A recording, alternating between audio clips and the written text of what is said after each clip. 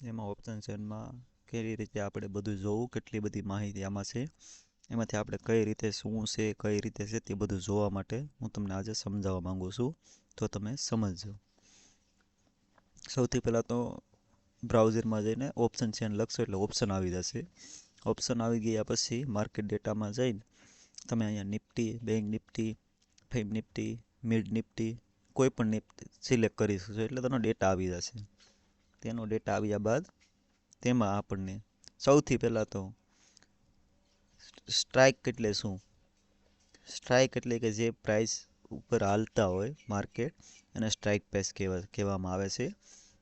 Strike price ઉપર જ બધું આવે છે.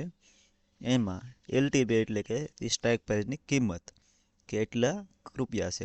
જેમ કે તે 24,350 0.45 છે. એક્સપાયરી આવતા છે 0 થઈ જાય છે.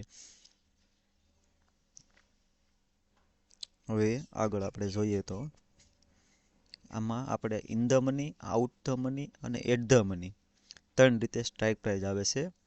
જેમાં 24,150 અને 24,200 બેની વચ્ચે માર્કેટ છે એટલે 24,150 એ એટ ધ મની કહેવાય. 100,000ની માથે જે આપણે કોલમાં ઓપ્શન લેવા જઈએ તો એ બધાય આપણા માટે 24,150, 24,100, 24,050, 24,000, 24,950 આ બધા માટે આપણા માટે કોલના ઓપ્શન છે.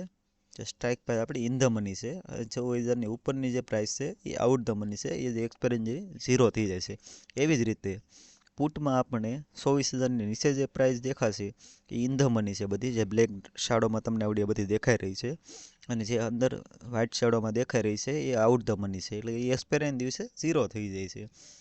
સ્ટ્રાઇક પ્રાઇસમાં તો આપણે જોઈએ તો 24,150 અત્યારે એટ ધ મની છે, તો અત્યારે એટ ધ મનીની પ્રાઇસ ₹6.10 છે. બાકી બધી 0.40, 0.35, 0.30 થઈ ગઈ છે. એવી જ રીતે હવે આપણે બેંક નિફ્ટીમાં જઈશું. નિફ્ટીમાંથી બેંક નિફ્ટી સિલેક્ટ કર્યું એટલે સ્ટ્રાઇક પ્રાઇસ આવી જાય. તેમાં દેખાય 14 ઓગસ્ટની એક્સપાયરી ડેટ છે, એટલે કે આજની. હવે આમાં આપણે જોઈએ તો જો 49,800 એ અત્યારે આઉટ ધ મની છે, એટલે એમાં જો 0.5 થઈ ગયા છે. પછી એવી જ રીતે પુટ ઓપ્શનમાં 49,700 એ જો 0.5, 0.10, 0.10 આ બધા આઉટ ધ મનીના ઓપ્શન છે, એટલે તે 0 થઈ ગયા છે આજ એક્સપાયરી છે એટલે.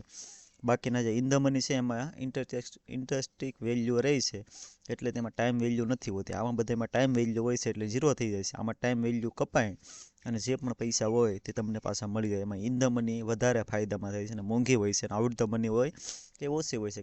માર્કેટને ત્યાં સુધી પોગવાનું હોય છે આઉટ ધ મનીમાં, ત્યારે તમારા કોલની પ્રાઇસ વધે છે અથવા પુટની પ્રાઇસ વધે છે.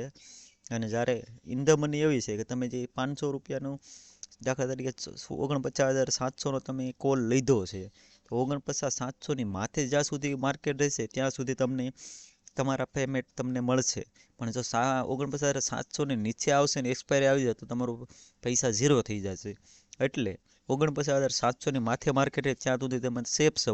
49,700ની નીચે માર્કેટ ગઈ અને એક્સપાયરી આવી ગઈ એટલે તમે 0માં થઈ જાઓ. એવી જ રીતે પુટમાં તમે 49,800 લીધા છે, 49,800ની ઉપર માર્કેટ ગઈ તો તમે ફાયદામાં રહેશો, કેમ કે તમે નીચે માર્કેટ જાય તમારી આશા એવી છે એટલે તમે પુટનું ઓપ્શન લીધું છે. એટલે 49,800ની હેઠે રહી ત્યાં સુધી તમે પૈસા એક્સપાયરીના દિવસે તમે પૈસા કમાઈ શકો છો. એક્સપાયરી ગઈ એટલે તમે 0.